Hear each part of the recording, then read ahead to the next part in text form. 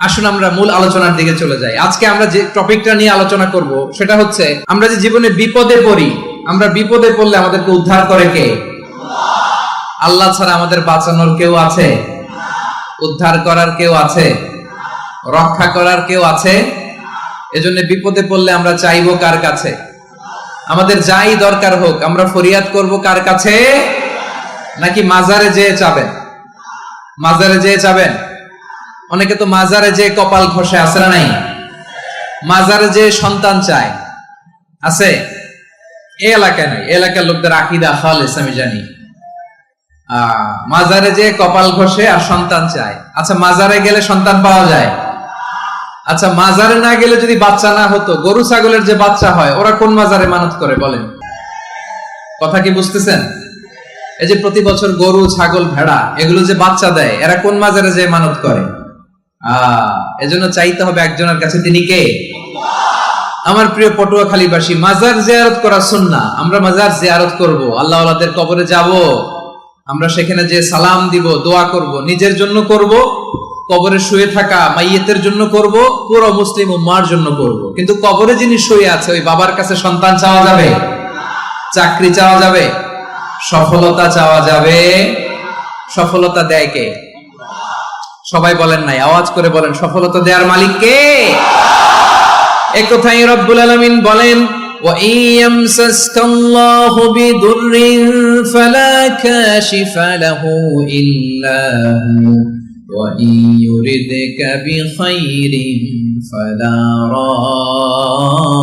রাদ্দা লিফাদলি يصيب به من يشاء من عباده وهو الغفور الرحيم الله أكبر আল্লাহ বললেন, ওয়া ইয়ামসাসকাল্লাহু বিদুররিন ফালা কাশিফা লাহু ইল্লা হু। আল্লাহ যদি তোমাকে কোনো বিপদ স্পর্শ করায়, আল্লাহ যদি তোমারে কোনো বিপদে ফেলে দেয়, ওই বিপদ থেকে উদ্ধার করার তিনি ছাড়া আর কেউ নাই। জোরে বলেন ঠিক কিনা? তিনি যদি কোনো বিপদে ফেলেন, তিনি ছাড়া বিপদ থেকে উদ্ধার করার কেউ নাই। আর তিনি যদি তোমার প্রতি কোনো অনুগ্রহ করতে চান, ওই অনুগ্রহ ঠেকিয়ে দেওয়ার ক্ষমতাও কারো নাই। আল্লাহ যদি আপনার সফলতা দিতে চায়, পৃথিবীর কোন শক্তি ওই সফলতাকে থামাতে পারে? এজন্য আল্লাহ বললেন, খবরদার, চিন্তা আর আকীদা খালিস করে নাও।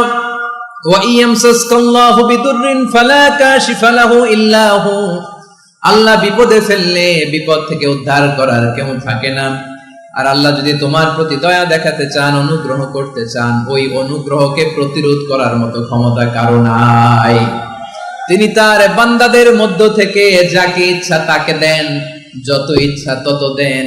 তিনি ক্ষমাশীল, তিনি মেহেরবান। সুবহানাল্লাহ। তিনি ক্ষমাশীল, তিনি মেহেরবান। তাহলে এই আয়াত থেকে আমরা বুঝতে পারলাম, আমরা যদি বিপদে পড়ি আমাদেরকে কেউ বাঁচাতে পারে না। আমার বাবা আমারে বাঁচাতে পারে? হ্যাঁ? আমার মা আমাকে বাঁচাতে পারে? আমার বন্ধু আমারে বাঁচাতে পারে? আমার দলের কর্মী আমাকে বাঁচাতে পারে? আমার পীর সাহেব আমারে বাঁচাতে পারে? আমার পটুয়াখালীর ভাইয়েরা খেয়াল রাখবেন, বাঁচাতে পারে এক মহান সত্তা, উদ্ধার করতে পারে এক মহান সত্তা। চিৎকার করে বলুন, তিনি কে? আবার আল্লাহ বললেন, আম্মাই ইউজিবুল মুত্তাররা ইযা দাআহু ওয়া ইয়াকশিফুস সুআ ওয়া ইয়াজআলুকুম খুলাফাআল আরদ আইলাহুম মা'আল্লাহ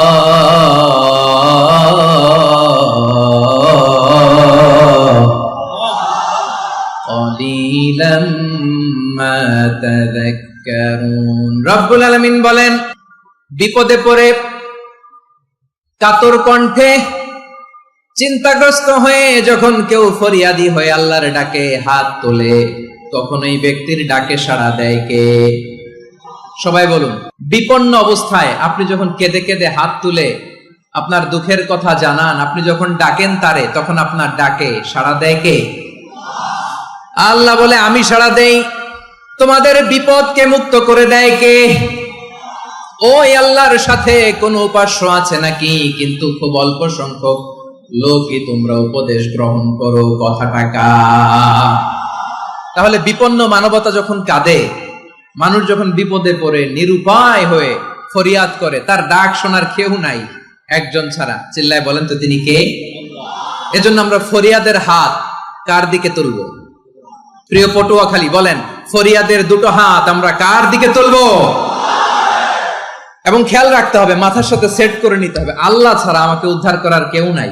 এই পৃথিবীতে কেউ আপন না প্রিয় ভাই। বিপদে বললে বোঝা যায় কেউ আপন না। আপন শুধু একজন মহান সত্তা, তিনি কে? এটা কি আপনারা খেয়াল রাখতে পারবেন? হ্যাঁ, বিপদে আপদে কেউ আমাদের বাঁচাতে পারে না, তরাতে পারে না, মুক্তি দিতে পারে না, উদ্ধার করতে পারে না, একমাত্র আমার প্রভু ছাড়া, আল্লাহ ছাড়া। চিল্লায় বলেন ঠিক কিনা?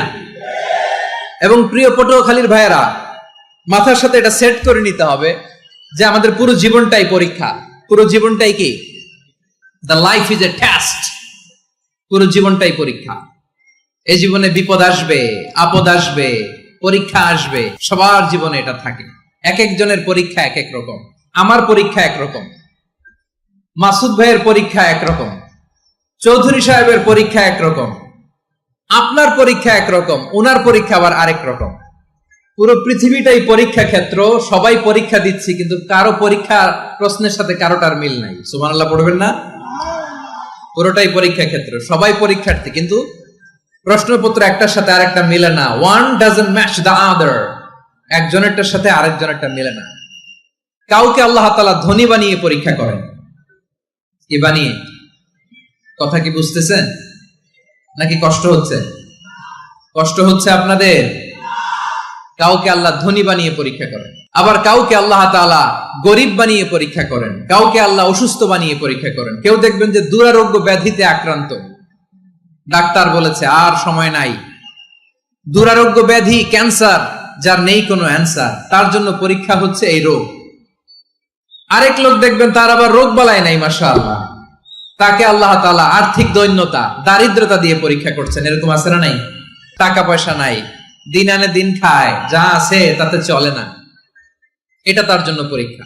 আবার আরেক শ্রেণীর লোক দেখবেন তাকে আল্লাহ অসুস্থতাও দেয় নাই, দারিদ্রতাও দেয় নাই, তার দাম্পত্য জীবনের সমস্যা আছে না নাই?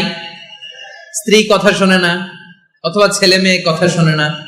তাহলে পরীক্ষা সবার জীবনে আছে, এক একজনের পরীক্ষাটা এক এক রকম। আল্লাহ তাআলা দেখতে চায় যে এই পরীক্ষার সময় আমরা কিরকম রেসপন্স করি, how to deal with the test, কিভাবে এই বিপদ আপদ পরীক্ষাগুলোকে আমরা হ্যান্ডেল করব, ডিল করব। এটা হচ্ছে আজকের আলোচনার বিষয়। বুঝতে পেরেছেন সবাই আমার প্রিয় ভাইয়েরা? তাহলে পরীক্ষাময় আমাদের জীবন, বিপদ আপদ পরীক্ষা, এটা মানুষের পিছু ছাড়ে না। সবার জীবনে পরীক্ষা আছে। নবীদের জীবনেও পরীক্ষা ছিল। সাহাবারা জিজ্ঞেস করেছেন, ইয়া রাসূলুল্লাহ, আইয়ুন নাসি আশাদ্দু বালাআন ফিদ দুনিয়া, এই দুনিয়ার বুকে কাদের পরীক্ষা সবচেয়ে বেশি? বিশ্বনবী বলেছেন, আল আম্বিয়া। এই পৃথিবীতে সবচেয়ে বেশি পরীক্ষা আল্লাহ তাআলা নিয়ে থাকেন নবীদের। কাদের? নবীদের।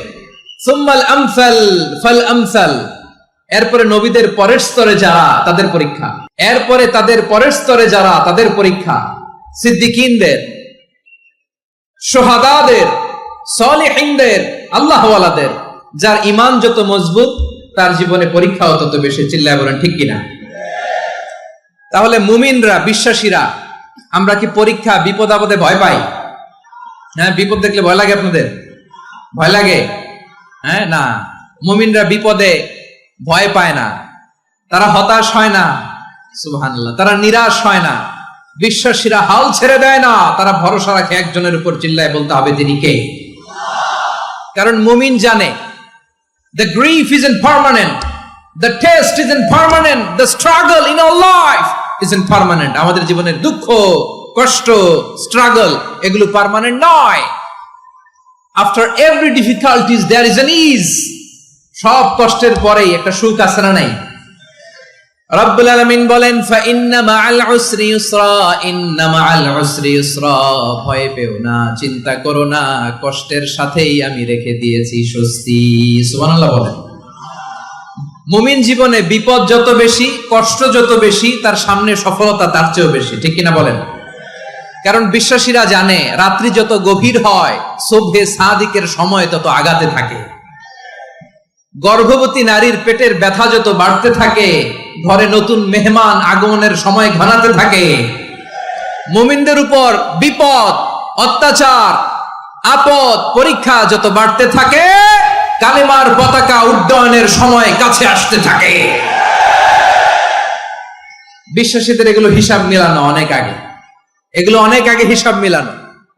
দুঃখের আধার শেষে সুখের আলো মিটিমিটি হাসে, চিল্লায় বলেন ঠিক কিনা? দুঃখের আধার শেষে আলোর প্রভাত হাসে, হতাশার কালো মেঘে যায় গো ভেসে, হতাশার কালো মেঘে যায় গো ভেসে।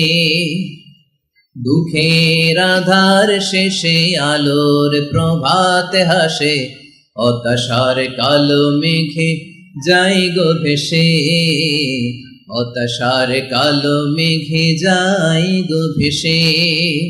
কোরআনের পাতায় পাতায় দেখো, ইমানের পথ ঢাকা ব্যথার কাটায়। কোরআনের পাতায় পাতায় দেখো, ইমানের পথ ঢাকা ব্যথার কাটায়। ভেঙে পড়ো না কভু হতাশ হয়ে, ভেঙে পড়ো না কভু হতাশ হয়ে, জ্বলে পড়ে খাঁটি সোনা হও গো শেষে, জ্বলে পড়ে খাঁটি সোনা হও গো শেষে। দুঃখের আধার শেষে আলোর প্রভাত আসে, আর কালো মেঘে যাই গো ভেসে, হতাশার কালো মেঘে যাই গো ভেসে। ঠিক কিনা বলেন? দুঃখ যত বেশি, পরীক্ষা যত বেশি, কষ্ট যত বেশি, সুখের সময় তত কাছাকাছি, চিল্লায় বলতে হবে ঠিক কিনা? এজন্য মুমিন জীবনে পরীক্ষা বেশি, মুমিনদের হতাশা নাই। মুমিনরা নিরাশ হয় না, হতাশ হয় কাফিররা।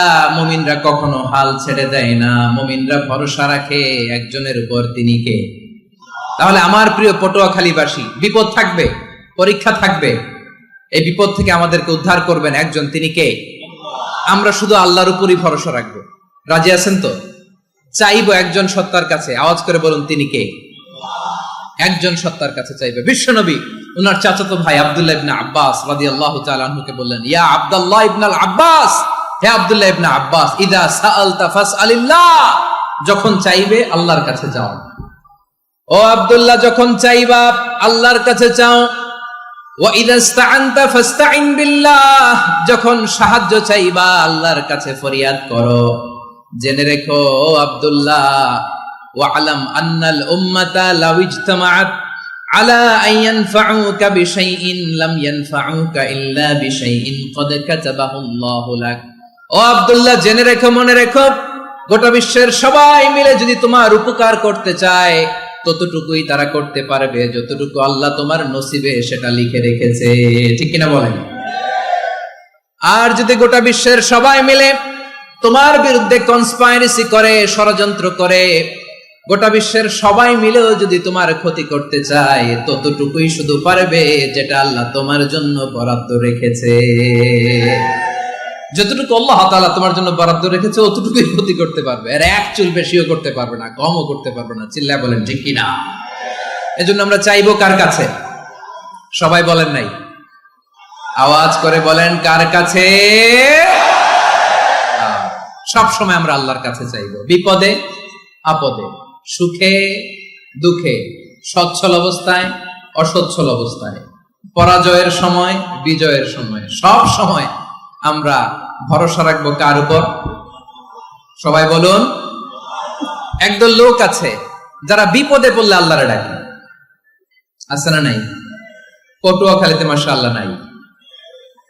বিপদ আসলে আল্লাহরে ডাকে, বিপদ নাই আল্লাহও নাই। বিপদে পড়লে নামাজ পড়ে, বিপদও নাই নামাজও নাই। বিপদে পড়লে জিকির করে, বিপদ যখন চলে যায় ওদের জিকিরও বন্ধ হয়ে যায়। এরকম আছে না নাই? কিছু লোক দেখবেন পরীক্ষা আসলে নামাজ পড়ে, আছে আছে? জেনজি আওয়াজ করো, এরকম আছে? এই কমন পড়ে গেছে, কমন পড়ছে। দেখবেন পরীক্ষার সময় নামাজ পড়ে, পরীক্ষাও নাই নামাজও আছে। এরকম কিছু লোক আছে অসুস্থ হলে আল্লাহরে বড্ড ভালোবাসে, আল্লাহরে খুব ডাকে। অসুস্থ হইলে অসুস্থতাও নাই, আল্লাহ স্মরণও নাই। দেখবেন কিছু লোক নির্বাচন আসলে খুব আল্লাহওয়ালা হয়ে যায়। তখন দেখবেন মাথার মধ্যে হেজাব লাগায়, পাঞ্জাবি লাগায়, আল্লাহওয়ালা হয়ে যায়। নির্বাচনও নাই, এরপরে আল্লাহর কথাও নাই। আছে না নাই? না, এরকম হওয়া যাবে না। সব সময় আমরা আল্লাহরে ডাকবো, বিপদে আপদে সব সময় ভরসা রাখবো আমরা একজনের উপর। আওয়াজ করে বলেন, তিনি কে? এ কথায় আল্লাহ তাআলা আমাদের চোখে আঙ্গুল দিয়ে জানিয়ে দিলেন, ফাইদা রাকিবু ফিল ফুলকি দা'আবুল্লাহা মুখলিসিনা লাহুদ্দিন ফালাম্মা নাজ্জাহুম ইলাল বাররি ইযা হুম ইউশরিকুন। আল্লাহ বলে, একদল লোক আছে, তারা যখন নৌযানে চড়ে, জলযানে চড়ে, সাগরের মধ্যে যখন জাহাজে চড়ে, লঞ্চে চড়ে, তারা যখন তুফানের সম্মুখীন হয়, তখন তারা আল্লাহরে বড্ড বেশি ডাকে, একান্ত ভাবে ডাকে, বিশুদ্ধ চিত্তে ডাকে। আবার তুফান থেকে তাদেরকে সেফ জোনে নিয়ে, নিরাপদ জোনে নিয়ে যখন বন্দরে আমি আল্লাহ তাদেরকে ভিড়িয়ে দেই, ওই লোকগুলো আবার আমি আল্লাহর সাথে শিরিক করে। এরকম আছে না নাই? জাহাজে উঠছে, সাগরের মাঝখানে তুফান, ওই সময় দেখবেন আল্লাহ কারে কয়। এই কথা তো আপনাদেরকে বোঝানো সহজ, আপনারা তো নদীর দেশের মানুষ। লঞ্চে চড়েন নাই কারা কারা? দেখি, লঞ্চে চড়ছেন? হ্যাঁ, লঞ্চে চড়ে নাই এরকম একজনও নাই এখানে। আচ্ছা, লঞ্চে উঠছেন কে কে? দেখি। মাশাআল্লাহ, মাশাআল্লাহ, মাশাআল্লাহ। ঠিক আছে, আপনাদের বোঝানো সহজ। আচ্ছা, লঞ্চে উঠে তুফানের সম্মুখীন হয়েছেন, জলোচ্ছ্বাস, সবাই? মাশাআল্লাহ। তো এই ওয়াজ তো আপনাদের মুখস্থ, ঠিক কিনা বলেন? আমার বলার দরকার নাই, বলেন। মাঝ নদী, তুফান, জলোচ্ছ্বাস, জলের মধ্যে উচ্ছ্বাস, ঢেউ, টর্নেডো, সাইক্লোন, মেঘের ঘনঘটা, পরিবেশ ঘুটঘুটে অন্ধকার, লঞ্চ একবার এদিকে আরেকবার ওইদিকে, ভিতরে কি অবস্থা হয় বলেন তো? হ্যাঁ, তখন মুসলিমও আল্লাহর ডাকে, হিন্দু আল্লাহর ডাকে, ঠিক কিনা বলেন? আস্তিক আল্লাহর ডাকে, নাস্তিক আল্লাহর ডাকে, ঠিক কিনা? লঞ্চের ভেতর, স্টিমারের ভেতর কান্নারে রোল পড়ে যায়, চিৎকারের রোল পড়ে যায়, সবার মুখ দিয়ে শুধু একটা আওয়াজ, লা ইলাহা ইল্লাল্লাহ, লা ইলাহা লা ইলাহা সুবহানাল্লাহ আলহামদুলিল্লাহ লা ইলাহা। আল্লাহ নামের জিকির করবে যারা, আল্লাহর কাছে প্রিয় তারা, আল্লাহর কাছে প্রিয় যারা, জান্নাতে প্রবেশ করবে তারা, জোরে লা ইলাহা লা ইলাহা ইল্লাল্লাহ, লা ইলাহা ইল্লাল্লাহ মুহাম্মাদুর রাসূলুল্লাহ সাল্লাল্লাহু আলাইহি ওয়াসাল্লাম। আমার প্রিয় পটুয়াখালীবাসী, তাহলে লঞ্চের ভেতরে যখন আমরা তুফানের মধ্যে পড়ি, তখন সবাই মিলে আমরা একটা নামের জিকির করি। নামটা কার? মুসলমানেরাও ডাকে, হিন্দুরাও ডাকে, আস্তিকও ডাকে, নাস্তিকও ডাকে, সবাই ডাকে একজনকে, তিনি কে? আবার দেখবেন ওই আল্লাহ তুফানের পরে, ঝড়ের পরে ওই লঞ্চটাকে যখন সদর ঘাটে ফিরিয়ে দেয়, আবার আমরা নাফরমানি শুরু করে দেই। সে কোথায় আল্লাহ বললেন, ফাইদা রাকিবু ফিল ফুলকি দা'আবুল্লাহা মুখলিসিনা লাহুদ্দিন ফালাম্মা নাজ্জাহুম ইলাল বাররি ইযা হুম ইউশরিকুন। সাগরে যখন তুফানে পড়ে আমি আল্লাহর ডাকে, আবার আমি আল্লাহ যখন বাঁচিয়ে দেই, আবার আমি আল্লাহর সাথে শিরিক শুরু করে। আমরা কি এরকম হতে চাই নাকি? এরকম করবেন? হ্যাঁ না, আমরা তুফানে পড়লেও আল্লাহরে ডাকি, আবার বাঁচায় দেওয়ার পরেও ডাকি কারে? আল্লাহকেই ডাকি। বিমানের মধ্যে মাঝে মাঝে দেখবেন যে এয়ার টার্বুলেন্স হয়, জানেন? এয়ার টার্বুলেন্স জানেন তো? মাঝে মাঝে বিমানটা বাউন্সিং করে, বাম্পি, ভেরি বাম্পি ওয়েদার। শোনেন নাই?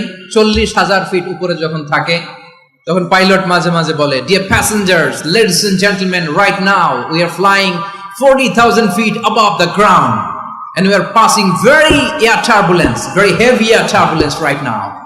Please fasten your seat belt. দেখবেন মাঝে মাঝে বলে যে, ভদ্র মহিলা, ভদ্র মহোদয়গণ, আমরা 40,000 ফিট উপর দিয়ে যাচ্ছি আর এয়ার টার্বুলেন্স ফেস করছি, মেহেরবানি করে আল্লাহর হস্তে সিট বেল্ট বাঁধুন। তখন বিমানটা এরকম বাউন্সিং করে, শেকিং করে। আপনারা মুখোমুখি হয়েছেন? ইদানিং এই এয়ার টার্বুলেন্স বেড়ে গিয়েছে। গত বছর আমার ইন্টারন্যাশনাল অনেকগুলো ফ্লাইট ছিল, তো আমি দেখলাম যে আগের ফ্লাইটগুলোর তুলনায় এখন এয়ার টার্বুলেন্স খুব বেশি।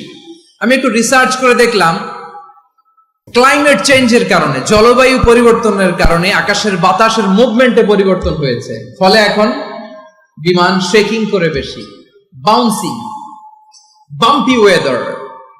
তো বলেন তো, 40,000 ফিট উপরে যখন আপনি, কয় হাজার ফিট? সবাই বলুন কয় হাজার ফিট? 40,000 ফিট উপরে যখন আপনি, তখন যখন বিমানটা এরকম বাউন্সিং করে, সবাই যখন ভমিটিং করে বিমান নষ্ট করে দেয়, বমি করে, তখন বাঁচানোর কে আছে আল্লাহ ছাড়া? কেউ আছে?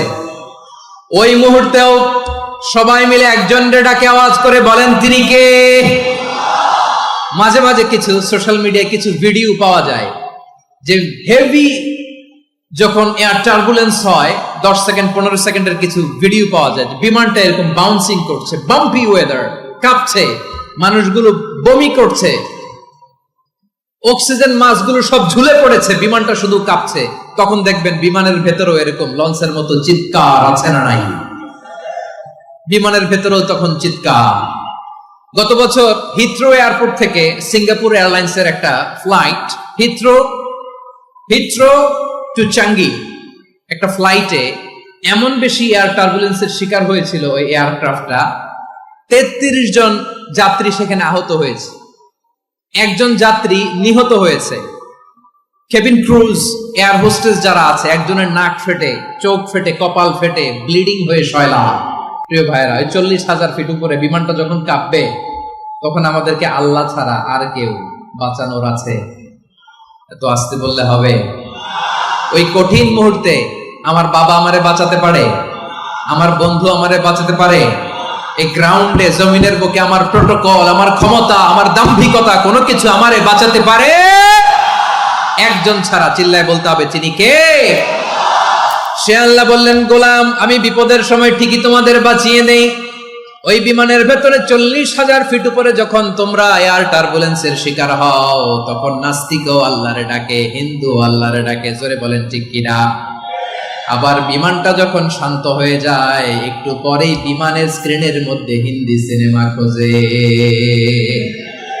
বিমানের স্ক্রিনে কিন্তু বিশাল ওখানে আফলাম ফিল্মের একেবারে বুঝাই করা। বিমানটা শান্ত হলে আবার হিন্দি সিনেমা দেখা শুরু করে। একটু আগে ডাকছিল কারে? দেখবেন বাংলাদেশে আমাদের ক্রিকেটাররা যখন অন্য কোনো দেশের সাথে খেলে, অনেক সময় এমন হয়, বল বাকি একটা, রান দরকার 6টা। বল বাকি কয়টা? পটুয়াখালী বুঝে নাই বোধহয়। বল বাকি কয়টা? রান দরকার। আপনি দেখবেন ক্যামেরাম্যান তখন গ্যালারিতে খালি দেখায় দর্শকদের যে কি অস্থিরতা। হিপ হপ স্টাইলের মেয়েটা, যে মেয়েটার ওড়না এতক্ষণ ছিল গলায়, এতক্ষণ কইছিল, ওই মেয়েটা দেখবেন ওড়নাটা টেনে মাথায় দিয়ে এরকম মুনাজাত ধরতেছে, আল্লাহ আল্লাহ, একটা সক্কা, আল্লাহ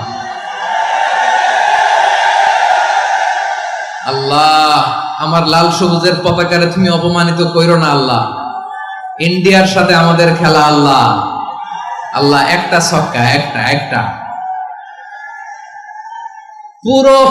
পুরো খেলা জুড়ে এই মেয়ের ওড়না ছিল গলায়, কিন্তু যখন 1 বলে 6 রান দরকার, ওড়না চলে আসছে কোথায়? মাথায়। আবার মুনাজাত আছে না নাই? ঠিকই বাংলাদেশের দামাল ছেলে এমন এক শট মারলো, বল চলে গেল স্টেডিয়ামের বাইরে, ছক্কা, জিতে গেলাম আমরা। পুরো স্টেডিয়াম জুড়ে চিৎকার, হই হুল্লোড়, মৌজ মাস্তি। যেই মেয়েটা মাথার মধ্যে ওড়না দিয়ে এতক্ষণ সুবহানাল্লাহ সুবহানাল্লাহ বলে আল্লাহর কাছে দোয়া করেছে, ওই মেয়ে এখন আবার ওড়না ফেলে দিয়ে নাচা শুরু করে দিয়েছে। তাহলে আল্লাহর ভয়, আল্লাহর প্রতি আস্থা, বিশ্বাস, ভালোবাসা, এটা কি ক্ষণিকের জন্য? মানে আমার যখন লাগবে তখন আল্লাহর ইউজ করবো নাকি?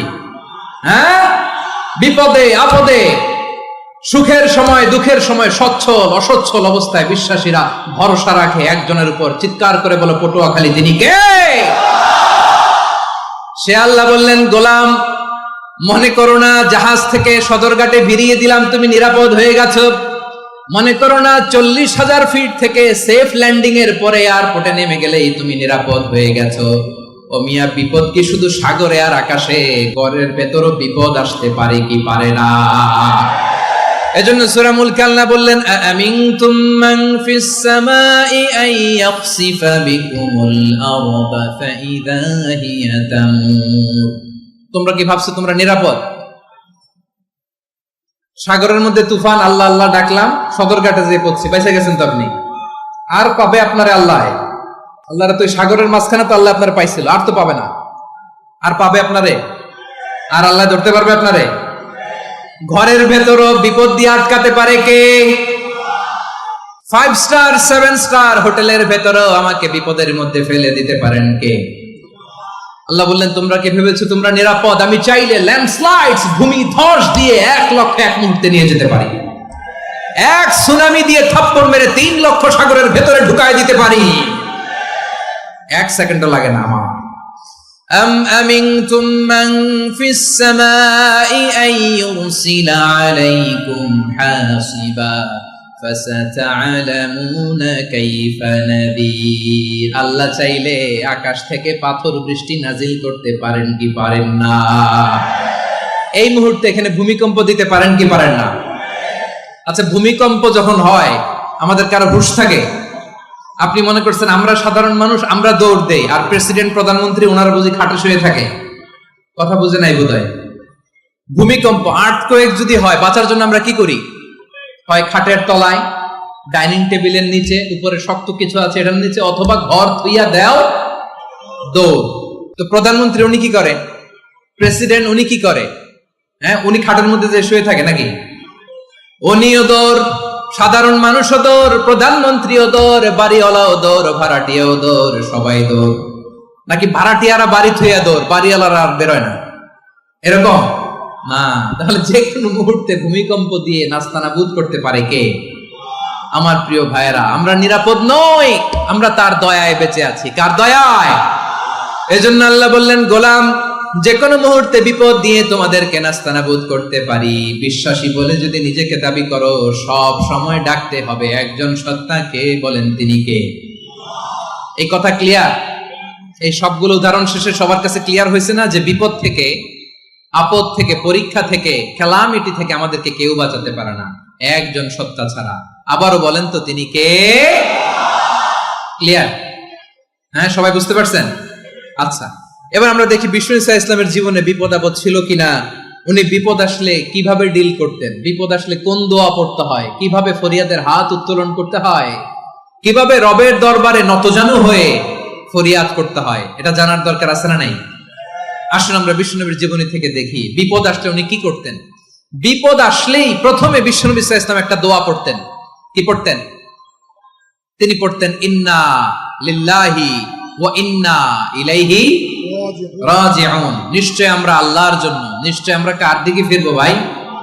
আবার কার দিকে ফিরবো? আওয়াজ করে বলুন তো, আমরা এসেছি কার কাছ থেকে, আবারও ফিরে যাব কার কাছে?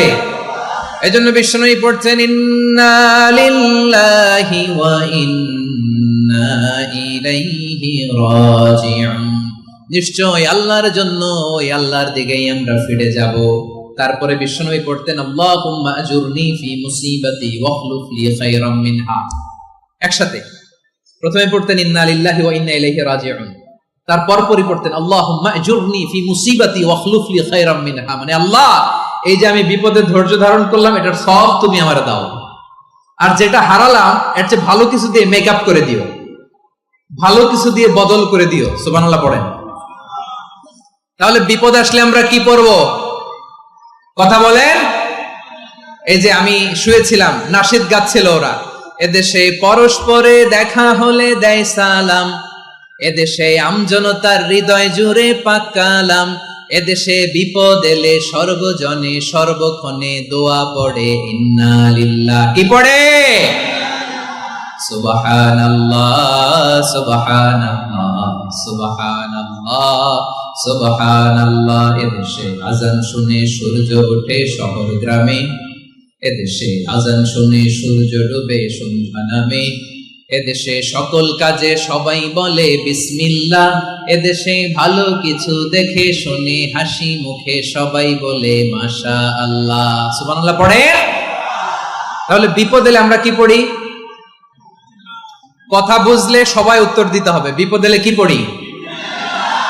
তাহলে বিপদ এলেই আমরা এখন থেকে ইন্না লিল্লাহ পড়বো, নাকি হাই হুতাশ করবেন? একদল আছে হাই হুতাশ করে, হায় আল্লাহ রে মোর কি হইল রে, মুই কি হরমু রে, মুই কমবে যামু রে, আছে না নাই? এরকম বিলাপ করতে নিষেধ করেছেন বিশ্বনবী। কি করব, কই যাব, কি হবে, হায় হায়, এরকম হাহুতাশ আছে না নাই? বিশ্বাসীরা হাহুতাশ করে না, তারা ইন্না লিল্লাহ পড়ে। কি পড়ে মনে থাকবে? আমরা পড়বো ইন্না লিল্লাহি ওয়া ইন্না ইলাইহি রাজিউন। নিশ্চয়ই আমরা আল্লাহর জন্য, আমরা আল্লাহর দিকেই ফিরে যাব। এরপর পড়বো আল্লাহুম্মা আজুরনি ফি মুসিবাতি ওয়া আখলুফ লি খায়রাম মিনহা। আল্লাহ, আমি যে বিপদে ধৈর্য ধারণ করলাম এটার সওয়াব দিও, আর যা হারালাম তার চেয়ে ভালো কিছু দিয়ে বদল করে দিও। সুবহানাল্লাহ পড়েন। বিশ্বনবীর হাদিস শুনলেন উম্মে সালামা রাদিয়াল্লাহু তাআলা আনহা। ওনার স্বামী হলো আবু সালামা। মজার ঘটনা খেয়াল করে শুনেন আমার প্রিয় কলিজার টুকরা ভাইয়েরা। কানগুলো খরগোশের কানের মতো খাড়া করে আমার দিকে তাকান। সাইয়্যিদাতুনা উম্মে সালামা রাদিয়াল্লাহু তাআলা আনহা, ওনার স্বামীর নাম আবু সালামা। শ্রেষ্ঠ দম্পতি, শ্রেষ্ঠ ফ্যামিলি। প্রথমে হিজরত করেছিলেন হাবাসায়, পরে হিজরত করেছেন মদিনায়। উহুদ যুদ্ধের পরে ওনার স্বামী আবু সালামা ইন্তেকাল করলো, শহীদ হলো। সুবহানাল্লাহ পড়েন। যখন আবু সালামা ইন্তেকাল করলো, উম্মে সালামা রাদিয়াল্লাহু তাআলা আনহা কেঁদে কেঁদে হয়রান। আর নবীর শিখানো বাণী অনুযায়ী তিনি বারবার পড়ছিলেন ইন্না লিল্লাহ। কি পড়ছিলেন? জামু কি হরমু এগুলো বলে নাই, কি বলছে? ইন্না লিল্লাহ। যেহেতু বিশ্বনবী বলেছেন কেউ যদি বিপদের প্রথম ধাক্কায় পড়ে ইন্না লিল্লাহি ওয়া ইন্না ইলাইহি রাজিউন, আল্লাহুম্মা আজুরনি ফি মুসিবাতি ওয়া আখলুফ লি খায়রাম মিনহা, তাহলে এই বিপদে যে সে যা হারালো তার চেয়ে শ্রেষ্ঠ কিছু দিয়ে আল্লাহ তার বদল দিয়ে দিবে। এই হাদিস শুনে উম্মে সালামা রাদিয়াল্লাহু তাআলা আনহা ওনার প্রাণ প্রিয় স্বামী আবু সালামার ইন্তেকালের পরে চোখের পানি ছাড়ে আর পড়ে ইন্না লিল্লাহি ওয়া ইন্না ইলাইহি রাজিউন, আল্লাহুম্মা আজুরনি ফি মুসিবাতি ওয়া আখলুফ লি খায়রাম মিনহা। বারবার এই দোয়া পড়ে চোখের পানি ছাড়ে, এই দোয়া পড়ে চোখের পানি ছাড়ে, আর মনে মনে বলে আবু সালামার মতো ভালো মানুষ মদিনাতে নাই, আবু সালামার চেয়েও ভালো মানুষ মদিনাতে নাই, তার চেয়ে ভালো মানুষ কি করে আল্লাহ তাআলা আমারে দিবে, তার চেয়ে ভালো মানুষ তো আমি মদিনাতে দেখি না। চোখের পানি দিয়ে বুক ভাসায় আর নবীর হাদিসের উপর আমল করে পড়ে ইন্না লিল্লাহি ওয়া ইন্না ইলাইহি রাজিউন, ইন্না লিল্লাহি ওয়া ইন্না ইলাইহি রাজিউন। পড়তে পড়তে চোখের পানি ছাড়ে আর চিন্তা করে বিশ্বনবী বললেন এই দোয়া পড়লে যেটা হারালাম তার চেয়ে ভালো কিছু দিয়ে আল্লাহ পুরস্কার দেয়। আবু সালামার চেয়ে ভালো মানুষ মদিনার মধ্যে আর কে হতে পারে? কি আজীব তামাশা, কি অবাক করা ঘটনা। কিছুদিন পরে দেখা গেল সাইয়্যিদুল মুরসালিন রাহমাতাল লিল আলামিন স্বয়ং বিশ্ব নবী উম্মে সালামাকে বিয়ের প্রস্তাব পাঠিয়েছে। স্বয়ং বিশ্ব নবী উম্মে সালামা রাদিয়াল্লাহু তাআলা আনহাকে বিয়ের প্রস্তাব পাঠিয়েছেন। উনি রাজি হয়ে গেলেন, বিয়ে হয়ে গেল, উনি হয়ে গেলেন উম্মুল মুমিনিন, আমাদের মা, পুরো মুসলিম উম্মার মা। চিৎকার করে বলেন আল্লাহু আকবার। তাহলে আমার প্রাণ প্রিয় ভাইয়েরা, বিপদে পড়লে আমরা পড়বো ইন্না লিল্লাহি ওয়া ইন্না ইলাইহি রাজিউন, আল্লাহুম্মা আজুরনি ফি মুসিবাতি ওয়া আখলুফ লি খায়রাম মিনহা। পড়বেন? পড়বেন না? যারা যারা বিপদ আসলে এই দোয়াটা পড়বেন এখন থেকে আওয়াজ করে ইনশাআল্লাহ বলেন। যা হারাইছেন তার চেয়ে শ্রেষ্ঠ জিনিস দিয়ে বদলা দিবে কে? বিশ্বাস হয়? একটু সন্দেহ লাগে মনে হয়, একটু সন্দেহ আছে। যাদের বিশ্বাস হবে তাদেরকে আল্লাহ উত্তম বদলা দেবে, ঠিক কিনা বলেন? তাহলে বিপদে পড়লেই প্রথমে আমরা এটা পড়বো। দোয়াগুলো যদি এখন মুখস্থ না হয়, এই যে রেকর্ডিং হচ্ছে, পেয়ে যাবেন, কালকেই পেয়ে যাবেন, শুনে শুনে মুখস্থ করবেন। আমার মায়েরা, আমার বোনেরা, আপনাদের জন্য 3টি মাঠের অ্যারেঞ্জমেন্ট করা হয়েছে, আমি জানি। আপনারা এই দোয়াগুলো পড়বেন, আপনার স্বামীকে শেখাবেন, সন্তানকে শেখাবেন, আপনার পুরো পরিবারটাকে জান্নাতের টুকরো বানিয়ে দিবে কে? তাহলে বিপদ আসলে প্রথমে কি পড়তে হবে এটা জেনে গেলাম। এরপরে বিপদ আসলে নিজেকে কি করে আল্লাহর কাছে সঁপে দিতে হয় এটাও জানার দরকার আছে না নাই? বিপদে প্রথমে ইন্নালিল্লাহ পড়লাম, ধৈর্য ধারণ করলাম, বিপদ থেকে উদ্ধারের সর্বোচ্চ চেষ্টা করলাম। আমার কাজ যখন শেষ, তখন আমি আমার এই বিষয়টা আল্লাহর কাছে সঁপে দিব। কার কাছে সুপর্দ করব? কার কাছে? বিপদে বললে কেমন করে নিজেকে আল্লাহর কাছে সঁপে দিতে হয়, আসুন সাইয়েদনা ইব্রাহিম আলাইহিস সালামের জীবনী থেকে জানি। আল্লাহর খলিল ইব্রাহিম আলাইহিস সালাম আমাদের মতো সমাজ ব্যবস্থা পায় নাই। আমরা জন্মের পরে আমাদের কানের ভেতরে আজান দিয়েছে কে? একামত দিয়েছে কে? আমাদের বাপদাদারা আমাদের কানে আজান দিয়েছে কি? দেয় নাই। আমাদের জন্মের পরেই তো আজান, একামত, বাড়ির পাশে মসজিদ, প্রতিদিন আজান, জুমার খুতবা, প্রতি মাসে মাসে তাফসিরুল কোরআন মাহফিল, মসজিদ, মিনারা, অভাব নাই, ঠিক কিনা বলেন? আপনি যেই সুন্দর ইসলামিক এনভায়রনমেন্ট পেয়েছেন, আমাদের ইব্রাহিম খলিল, উনিও কি এরকম পেয়েছিলেন? হ্যাঁ, উনি জন্মের পর পরে ওনার কানে আজান দিয়েছে কেউ? আমার প্রিয় ভাইরা, আগা গোড়া একটা শিরকি পরিবেশ উনি জন্মগ্রহণ করেছেন। উনি ছাড়া ওই তল্লাটে একজনও আল্লাহর উপর বিশ্বাসী নাই। কল্পনা করতে পারেন? গোটা তল্লাটে, গোটা দেশে বিশ্বাসী মুমিন, আল্লাহর উপর বিশ্বাস স্থাপনকারী কয়জন? সবাই বলেন কয়জন? বাকি সব মুশরিক। বাকি সব মুশরিক নিজের সাথে নিজে শক্ত বোঝাপড়া করে, অ্যানালজি করে, সেলফ কনভারসেশন করে উনি মহা সত্যের সন্ধান পেয়েছেন। উনি আকাশের তারা দেখে ভাবে মনে হয় এটাই আমার খোদা, পরে দেখে তারা নাই, মনে মনে বলে না তাইলে এটা না। আবার চাঁদ দেখে বলে চাঁদটা বড় মায়া লাগে, মনে হয় এটাই আমার রব, পরে দেখে চাঁদও নাই, কয় না এটা না। এরপরে দ্বীপ প্রহরের জলজলে সূর্যটা খাঁ খাঁ করে গোটা পৃথিবীটারে রৌদ্র দিয়ে তাতিয়ে রাখে। তিনি ভাবলেন মনে হয় এটাই আমার রব, কারণ এটাই তো সবচেয়ে বড়। কিন্তু বিকেল বেলা ওই সূর্যটাও যখন চলে যায়, সাইয়েদনা ইব্রাহিম বলে না এটাও তো নাই, আমার খোদা যদি আমারে ছেড়ে চলে যায়, বিপদে পড়লে আমারে উদ্ধার করবে কে? এভাবে নিজের সাথে অ্যানালজি, সেলফ কনভারসেশন করতে করতে করতে তিনি মহা সত্যের সন্ধান পেয়েছেন। সুবহানাল্লাহ পড়েন। সব শেষে তিনি ডিসিশন নিয়ে ঘোষণা দিলেন, ইন্নী ওয়াজ্জাহতু ওয়াজহিয়া লিল্লাযী ফাতারাস সামাওয়াতি ওয়াল আরদা হানিফান ওয়া মা আনা মিনাল মুশরিকিন। নিশ্চয় আমি এমন সত্তার দিকে মনোনিবেশ করলাম, মুখাপেক্ষী হলাম, যিনি আকাশ বানিয়েছেন, জমিন বানিয়েছেন, আমি মুশরিক নই। সুবহানাল্লাহ। পারতেন? আপনি পারতেন? কেউ নাই, লক্ষ লক্ষ মুশরিক, আপনি একা। ওনার মতো এরকম বিচক্ষণতা দিয়ে আল্লাহরে খুঁজে পাইতে পারতেন আপনি? কি নবী ছিল, আল্লাহকে খুঁজে পেয়েছে। যখন আল্লাহর ইবাদত শুরু করলো, এই কথা ছড়ায় পড়লো চারদিকে। নমরুদ সাইয়েদনা ইব্রাহিমকে ডেকে পাঠালেন। নমরুদ বলে, ইব্রাহিম তুমি নাকি মূর্তির পূজা না করে কোন নতুন রবের ইবাদত করো, কে তোমার রব? সাইয়েদনা ইব্রাহিম বললেন, রব্বি আল্লাযী ইউহয়ী ওয়া ইউমীত, আমি এমন রবের ইবাদত করি যিনি জীবন দেন, যিনি মৃত্যু দেন। নমরুদ বলে, তাই নাকি? তোমার রব জীবন দেয়, মৃত্যু দেয়? আর এটা তো আমি দেই, আমিও তো জীবন দেই, আমিও তো মৃত্যু দেই। সাইয়েদনা ইব্রাহিম বললেন, কেমন করে তুমি জীবন দাও, মৃত্যু দাও, একটু দেখাও তো। নমরুদ জেলখানা থেকে দুজন কয়েদিকে ডেকে আনলো। কয়েদি এনে অর্ডার করলো, একটাকে এখনই শিরোচ্ছেদ, হেড অফ, ডেথ পেনাল্টি, মৃত্যুদণ্ড দেয়া হলো, ফিনকি দিয়ে রক্ত বেরোলো। নমরুদ বলে, দেখো দুজনকে ধরে আনলাম, একজন কয়েদিকে দিলাম ডেথ পেনাল্টি, মৃত্যুদণ্ড, ওরে মৃত্যু দিলাম। আরেকজন যে দাঁড়িয়ে আছে, চাইলে ওরেও আমি মৃত্যুদণ্ড দিতে পারি, কিন্তু না, ওরে আমি দিব না, ওরে আমি বাঁচাইয়া দিলাম, ছেড়ে দিলাম, মানে জীবন দিলাম। দেখো ইব্রাহিম, তোমার চোখের সামনে একজনরে মৃত্যু দিলাম, আরেকজনরে জীবন দিলাম। আপাত দৃষ্টিতে তাই তো, একজনরে তো জীবন দিল, আরেকজনরে মৃত্যু দিল। সাইয়েদনা ইব্রাহিম এবার বিপাকে পড়ে গেলেন। কিন্তু এক একজন নবীকে আল্লাহ এমন উইজডম, এমন উইজডম বিচক্ষণতা দিয়ে এই জমিনে পাঠিয়েছেন, মুহূর্তের মধ্যে আল্লাহর খলিল ইব্রাহিম বললেন فإن الله يأتي بالشمس من المشرق فأت بها من المغرب فبهت الذي كفر। আল্লাহর খলিল ইব্রাহিম বললেন, নমরুদ বুঝলাম তুমি জীবন দাও মৃত্যু দাও দেখলাম, কিন্তু আমার রব আমার আল্লাহ প্রতিদিন সকালবেলা উষা লগ্নে ওই পূর্ব দিগন্ত থেকে সূর্যটাকে উদিত করেন, সাঁঝের বেলা বিকেল বেলা কুথুরি লগ্নে সন্ধ্যা বেলা ওই দ্বিপ্রহরের জল জলে সূর্যটাকে পশ্চিম দিগন্তে ডুবিয়ে দেন।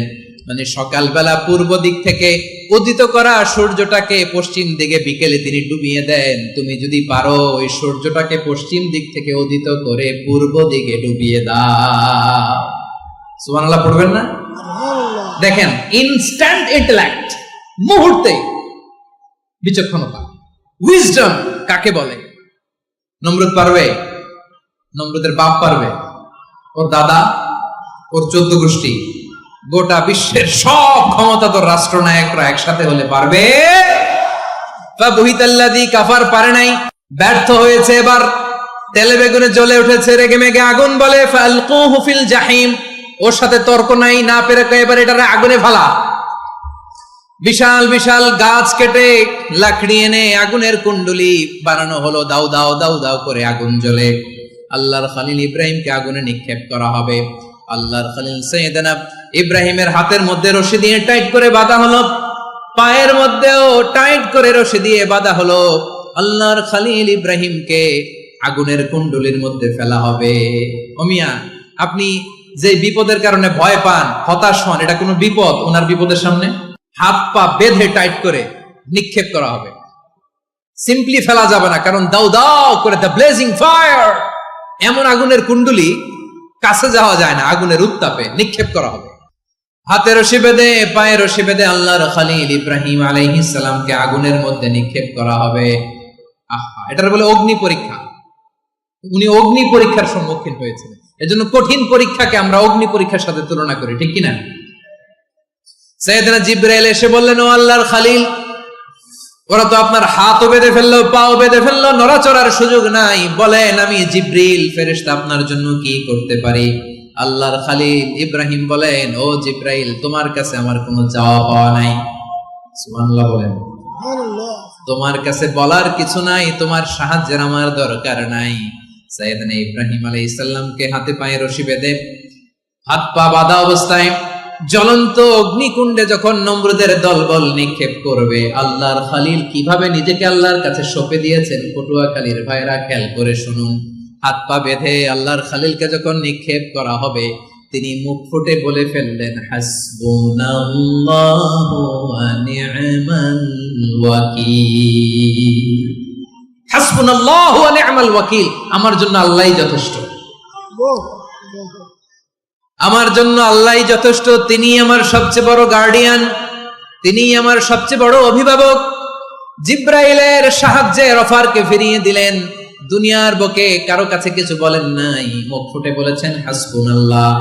ও আমার পটুয়াখালীর প্রাণের ভাইয়েরা, খেয়াল রাখবেন, কোন বান্দা তার হাতে থাকা সব চেষ্টাটুকুন করার পরে মুখ ফসকে মুখ দিয়ে যখন বলে ফেলে হাসবুনাল্লাহ, বান্দা যখন হাসবুনাল্লাহ বলে ফেলে, ওই ব্যাপারটা ডিল করার দায়িত্ব স্বয়ং আল্লাহ আরশের উপর থেকে নিয়ে নেয়। আপনি যখন বলে ফেলবেন হাসবুনাল্লাহ, এটা ডিলিং করবে কে তখন? চিল্লায় বলেন না, তিনি কে? বান্দা তার সাধ্যের সবটুকু চেষ্টার পরে নতজানু হয়ে যখন বলবে হাসবুনাল্লাহ, আল্লাহ তুমি আমার জন্য যথেষ্ট, নি'মাল ওয়াকিল, তুমি আমার শ্রেষ্ঠ অভিভাবক, তখন তার কি দরকার না দরকার এটা ডিল করে স্বয়ং আল্লাহ। নিক্ষেপ করা হলো সাইয়েদনা ইব্রাহিমকে অগ্নিকুণ্ডলিতে। হাজার হাজার মানুষ এই দৃশ্য দেখার জন্য জড়ো হয়েছে এরকম বিশাল ময়দানে। কিন্তু কি অবাক করা ঘটনা, সবাই ভয় পাচ্ছিল, না জানি কি হয়ে যায়। আল্লাহর খলিলকে যখন আগুনের কুণ্ডলিতে নিক্ষেপ করা হয়, আল্লাহর খলিল ইব্রাহিম আগুনের কুণ্ডলীর মধ্যে বসে বসে মানুষগুলোর দিকে তাকিয়ে হাসতে শুরু করে দেয়। কারণ আকাশ থেকে রব্বুল আলামিন স্পেশাল ভার্ডিক্ট নাজিল করেছেন, স্পেশাল হুকুম জারি করেছেন, কুল্লা ইয়া নারু কুনি বারদান ওয়া সালামান আলা ইব্রাহিম। ও আগুন, খবরদার, সৃষ্টির শুরু থেকে তোকে একটা ধর্ম আমি বাতলে দিয়েছিলাম। তোর ধর্ম, আগুনের ধর্ম হলো যা পাবে জ্বালিয়ে ছারখার করবে।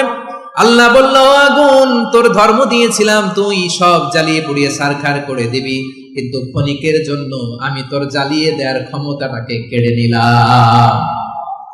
জ্বালিয়ে ভস্ম করে দেওয়ার ক্ষমতা আমি কেড়ে নিলাম। কুনি বারদান, ঠান্ডা হয়ে যা। কিন্তু এত বেশি ঠান্ডা হবি না আবার আমার ইব্রাহিমের জন্য সর্দি লেগে না যায়। সুবহানাল্লাহ, এত আস্তে বললে হবে? কুনি বারদান, বারদ মানে বরফ, ঠান্ডা। ঠান্ডা হ, কিন্তু এত ঠান্ডা হবি না যাতে আমার ইব্রাহিমের কষ্ট হয়। আগুন বলে, আল্লাহ একবার বললাম ঠান্ডা হ, আবার বলো এত ঠান্ডা হবি না যাতে খালিলের সর্দি না লাগে। কেমন ঠান্ডা হব, কেমন এনভায়রনমেন্ট তৈরি করে দেব বলো। আল্লাহ বললেন, সালামান আলা ইব্রাহিম, আমার খলিল, আমার কলিজা, আমার ইব্রাহিমের জন্য তুই জান্নাতের গুল বাগিচা হয়ে যা। ও ভাই, নবী মুসার মতো ঈমান হলে রাস্তা হবে সাগর জলে, নবী ইউসুফের মতো ঈমান হলে একে একে দরজা খোলে। নবী ইব্রাহিমের মতো ঈমান যদি আজও থাকে বিদ্যমান, অগ্নিকুণ্ডে দেখতে পাবে খুবসুরত এক ফুলভাগা। কুলনা ইয়া নারু কুনি বারদান ওয়া সালামান আলা ইব্রাহিম। বান্দা যখন মুখ দিয়ে বলে হাসবুনাল্লাহ, আমার আল্লাহ আমার জন্য যথেষ্ট, এই বলে যখন নিজেকে সঁপে দেয়, তার কি লাগবে ওই দায়িত্ব স্বয়ং নিয়ে নেয় কে? সবাই বলেন, স্বয়ং নিয়ে নেয় কে? তাহলে আমার প্রিয় ভাইরা, বিপদের শুরুতেই আমরা বলবো ইন্না লিল্লাহ। শুরুতে কি বলবো? এরপরে যেই বাক্যটা পড়ে নিজের পরিস্থিতিকে আল্লাহর দরবারে সঁপে দিব, সেটা হচ্ছে হাসবুনাল্লাহ। সেটা কি? বিষ্ণু বলেন, লা ইয়াজালু লিসানুকা রাতাবান মিন যিকরিল্লাহ, সব সময় আল্লাহর স্মরণ দিয়ে, জিকির দিয়ে জিহ্বাটারে সিক্ত রাখো। আর শয়তানু জাসিমুন আলা কলবি ইবনে আদম, শয়তান বনি আদমের কলবে খামচি মেরে বসে থাকে। ফাইদা যাকারাল্লাহ খানাসা, মানুষ যখন আল্লাহর স্মরণ করে জিকির করে, শয়তান দৌড়ে পালায়। ওয়া ইদা গাফালা ওয়াসওয়াসা, যখনই বনি আদম গাফেল হয় তখনই শয়তান তার হৃদয়ে ওয়াসওয়াসা দেয়। এজন্য বিপদে পড়লে ইন্না লিল্লাহ, নিজের সব টুকুন করার পরে, নিজের রোল প্লে করার পরে নিজেকে আমরা কি বলে সঁপে দিব? সবাই বলেন, সবাই বলতে হবে, আরো জোরে বলে, মনে থাকবে? বিপদে পড়লে প্রথমে ইন্না লিল্লাহ, এরপরে নিজেকে যখন সঁপে দিব তখন হাসবুনাল্লাহ। এরপরে কঠিন বিপদ যদি যখন বিশ্বনবী পড়তেন তখন কি করতেন? এমন বিপদ মাঝে মাঝে হয় না, দেয়ালে পিঠ থেকে যায়, চোখে মুখে অন্ধকার, কি করব দিশা খুঁজে পাই না, এরকম হয় কখনো? হ্যাঁ, আপনাদের হয়? হয় না? কিন্তু জান্নাতে আছেন আপনারা। হয় হয় এরকম হয়েছে না যে দেয়ালে পিঠ থেকে গেছে, চোখে মুখে অন্ধকার, কই যাব, কি করব, বাঁচানোর কেউ না, এরকম হয়েছে কখনো আপনাদের? যদি হয় তাইলে এটার সলিউশন বলবো, না হইলে তো এগুলো বলে লাভ নাই। হয় হয় হয় বিশ্বনবী এরকম কঠিন বিপদে পড়েছেন জীবনের কিছু কিছু মুহূর্তে। ওই মুহূর্তে বিশ্বনবী স্পেশাল দুইটা দোয়া পড়তেন। এই দোয়াগুলো আপনাদেরকে জানিয়ে দেয়। বিশ্বনবী বলেন, কঠিনতম বিপদে যখন পড়বা, দেয়ালে পিঠ থেকে যায়, চোখে মুখে অন্ধকার, বাঁচার কোনো উপায় নাই, তখন পড়বা লা ইলাহা ইল্লা আনতা সুবহানাকা ইন্নী কুনতু মিনাজ জালিমিন। আল্লাহ, তুমি ছাড়া কোনো ইলাহ নাই, তুমি পবিত্র, নিশ্চয় আমি জালিমদের অন্তর্ভুক্ত। সুবহানাল্লাহ বলেন। এই দোয়া সাইয়েদনা ইউনূস আলাইহিস সালাম পড়েছিলেন যখন মাছের পেটে ছিলেন। কিসের পেটে? এবং অনেক মুফাসসিরিন ইকরাম বলেছেন, অনেক আহলুল ইলমরা বলেছেন, এটা হচ্ছে ইসমে আজম। ইসমে আজম এমন দোয়া যেটা দিয়ে দোয়া করলে আল্লাহ দোয়া কবুল করে, কিন্তু এটা কোনটা, এটা নিয়ে ইখতিলাফ আছে। কোন আহলুল ইলম বলেন এই লা ইলাহা ইল্লা আনতা সুবহানাকা ইন্নী কুনতু মিনাজ জালিমিন, এটা হচ্ছে ইসমে আজম। সাইয়েদনা ইউনূস আলাইহিস সালাম পড়েছেন, আপনারা পড়েননি? তুফান হইলে পড়েন না?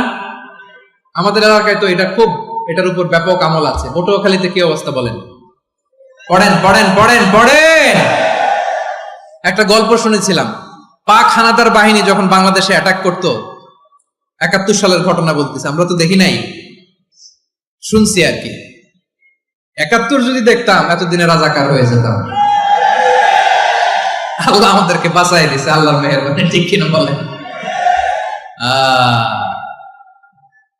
মন মতো হইলে মুক্তিযোদ্ধা, মন মতো না হইলে রাজাকার। কত কিছু দেখলাম এই শাহবাগের বুকে। আল্লাহ, 71 সালে দেখি নাই, আমরা শুনেছি পাক হানাদার বাহিনী জিজ্ঞেস করত মুসলিম না অমুসলিম চেক করার জন্য, বলতো কালেমা বল, কালেমা বাতাও।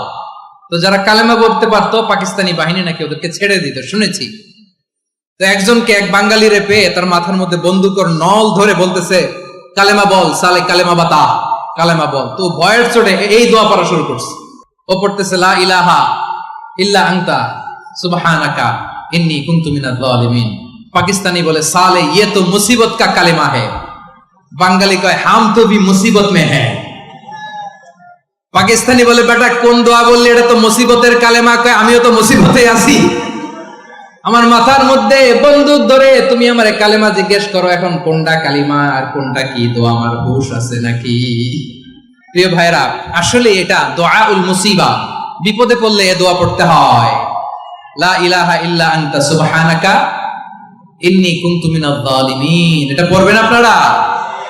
এই দোয়া পড়ে সাইয়েদনা ইউনূস আলাইহিস সালাম মাছের পেট থেকে রক্ষা পেয়েছিলেন। রক্ষা করেছিল কে? ইউনূস নবীরে যখন খাইলো মাছেতে গিলিয়া, ফেরেশতা পাঠাইয়া দিলে ইসমে আজম দিয়া। প্রাণে ছিল যাহার ভয় সেথা পাইল আশ্রয়, প্রাণে ছিল যাহার ভয় সেথা পাইল আশ্রয়। মাছের পেট হতে সে যে পেল পরিত্রাণ। আল্লাহু আল্লাহু তুমি জাল্লে জালালুহু, শেষ করা তো যায় না গে তোমার গুণগান। আল্লাহু আল্লাহু সুবহানাল্লাহ পড়ে। লা ইলাহা ইল্লা আনতা সুবহানাকা ইন্নী কুনতু মিনাজ জালিমিন। বিষ্ণুই বললেন দেয়ালে পিঠ থেকে গেলে, চোখে মুখে অন্ধকার, বাঁচার কোনো উপায় নাই, তখন এই দোয়াটা পড়তে হবে। এই দোয়া পড়ে আল্লাহর কাছে ফরিয়াদ করলে বিপদ মুক্ত করবেন কে? কেন এই দোয়াটা আল্লাহর কাছে বড্ড প্রিয় জানেন আমার ভাইরা? কারণ এই দোয়ার মধ্যে 3টা জিনিস আছে। আমি যেরকম আঙ্গুল উঁচু করেছি এরকম করেন তো। 3টা। কয়টা? 3টা। 1 নম্বরে হচ্ছে তাওহীদ, 2 নম্বরে তাসবিহ, 3 নম্বরে তাকরীর। আই রিপিট, আবারও বলছি, 1 নম্বরে তাওহীদ, 2 নম্বরে তাসবিহ, 3 নম্বরে তাকরীর। এই দোয়াটা আল্লাহর কাছে এত পছন্দনীয় কারণ এ দোয়ার প্রথম অংশে আছে তাওহীদ, আল্লাহর একত্ববাদের ঘোষণা। লা ইলাহা ইল্লা আনতা, ও আল্লাহ আপনি ছাড়া কোনো ইলাহ নাই, উপাস্য নাই। এই কথা বললে আল্লাহ বড় খুশি হয়ে যায়। সুবহানাল্লাহ পড়েন। এ দোয়ার দ্বিতীয় অংশে আছে তাসবিহ, মানে আল্লাহর প্রশংসা, প্রশংসা সূচক বাণী। সুবহানাক সুবহানাক সুবহানাক, ও আল্লাহ আমি আপনার পবিত্রতা ঘোষণা করছি। সুবহানাক, এই কথা শুনলেও আল্লাহ খুশি হয়ে যায়। সুবহানাল্লাহ পড়েন। এই দোয়ার তৃতীয় অংশে আছে তাকরীর, তাকরীর মানে পাপের স্বীকৃতি। তাকরীর মানে কি? তাকরীর মানে পাপের স্বীকৃতি। এই দোয়ার তৃতীয় অংশে আছে ইন্নী কুনতু মিনাল জালিমিন, ও আল্লাহ আমি জালিমদের অন্তর্ভুক্ত। আল্লাহ আল্লাহ আমি জালেম, আল্লাহ আমি ভুল করেছি, অন্যায় করেছি, আল্লাহ আমি জালেমদের অন্তর্ভুক্ত। এই পাপের স্বীকৃতি, অ্যাকনোলেজমেন্ট আল্লাহ বড্ড পছন্দ করেন। যখন আল্লাহর কাছে আপনি ছোট হবেন, ছোট হতে হতে যত ছোট হবেন ওই দৃশ্যটা দেখতে আল্লাহ বড্ড পছন্দ করে। সুবহানাল্লাহ বলেন। 3 নম্বর অংশ ইন্নী কুনতু মিনাজ জালিমিন, আল্লাহ আমি জালেমদের অন্তর্ভুক্ত। সাইয়েদনা আদম আলাইহিস সালাম ভুল করে যখন নিষিদ্ধ গাছের ফল খেয়ে ফেললেন, আল্লাহ বললেন আদম ক্ষমা পেতে চাইলে তুমি আর হাওয়া মিলে স্বীকৃতি দাও, পাপের স্বীকৃতি। আর পড়ো রব্বানা যালামনা আনফুসানা ওয়া ইল্লাম তাগফির লানা ওয়া তারহামনা লানাকুনান্না মিনাল খাসিরিন। ও আল্লাহ আমি আদম আর হাওয়া জালামনা আনফুসানা, আমরা আমাদের নফসের উপর বড্ড জুলুম করেছি। আল্লাহ ওয়া ইল্লাম তাগফির লানা ওয়া তারহামনা, আপনি যদি ক্ষমা না করেন, আপনি যদি দয়া পরবশ না হন, আপনি যদি রহম না করেন, আমরা তো ক্ষতিগ্রস্তদের মধ্যে শামিল হয়ে যাব। এই দোয়া করার সাথে সাথে সাইয়েদানা আদম আর হাওয়া আলাইহিস সালামকে ক্ষমা করে দিলেন কে?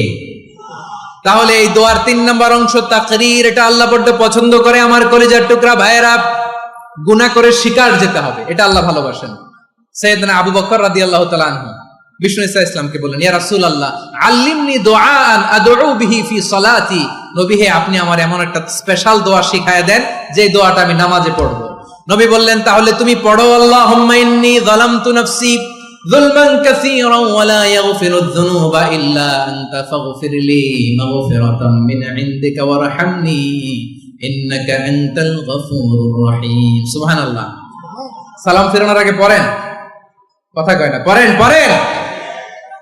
ও আবু বকর, নামাজে যদি দোয়া করতে মনে চায় এই দোয়াটা পড়বা, আল্লাহুম্মা ইন্নী যালামতু নাফসি, আল্লাহ জুলুম করেছি আমার নফসের উপর, যুলমান কাসীরা, অনেক জুলুম, ওয়া লা ইয়াগফিরুয যুনুবা ইল্লা আনতা, আপনি ছাড়া এই যুনুব, এই পাপ ক্ষমা করার দ্বিতীয় কোনো রব নাই। আছে?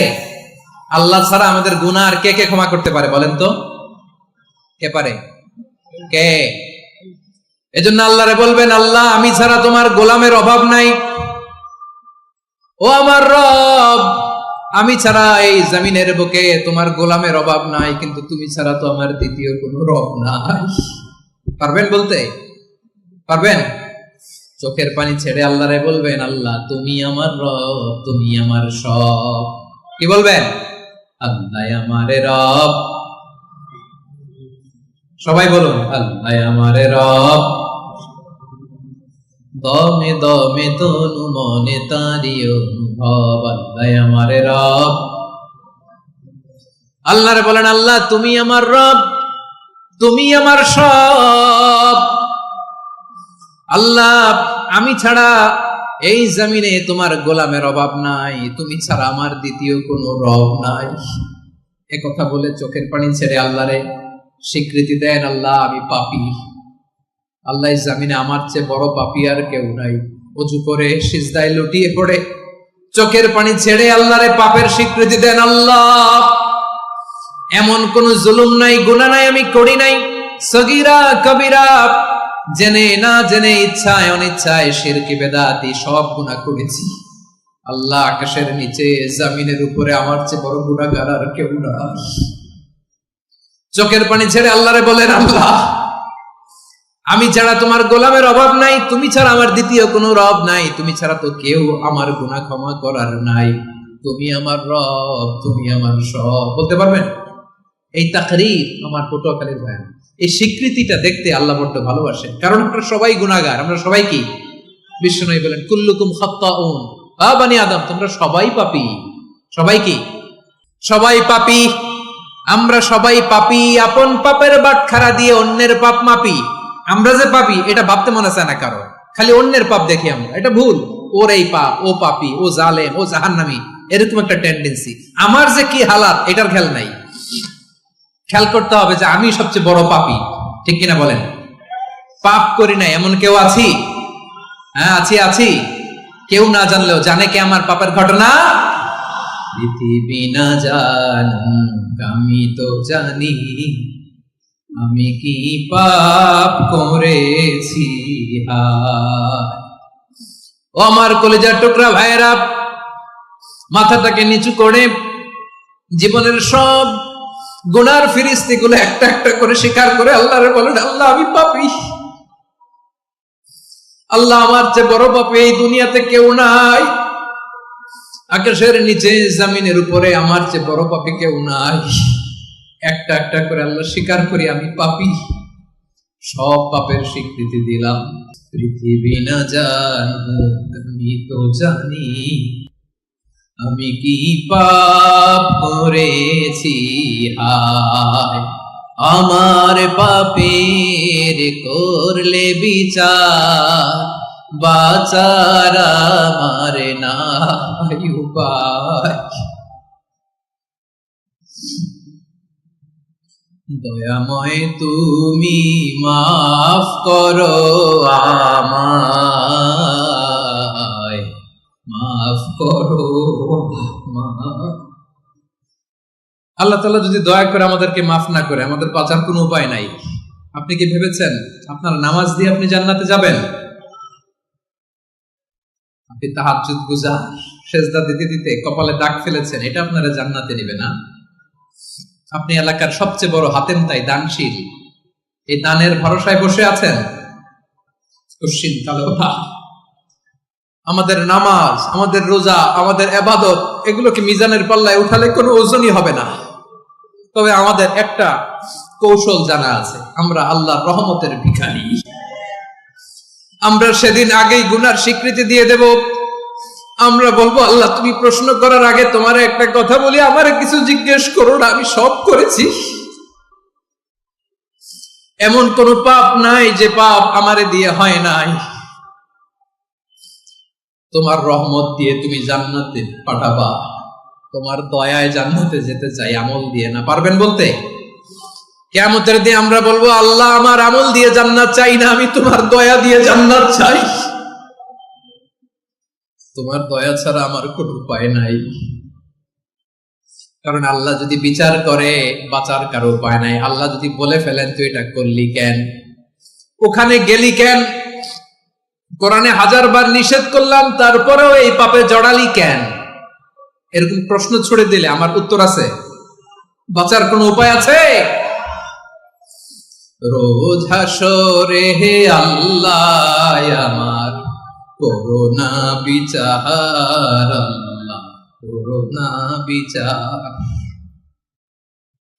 বিচার চাহি না তব দয়া চাহি, এ গুনাহগার, আল্লাহ করোনা বিচার।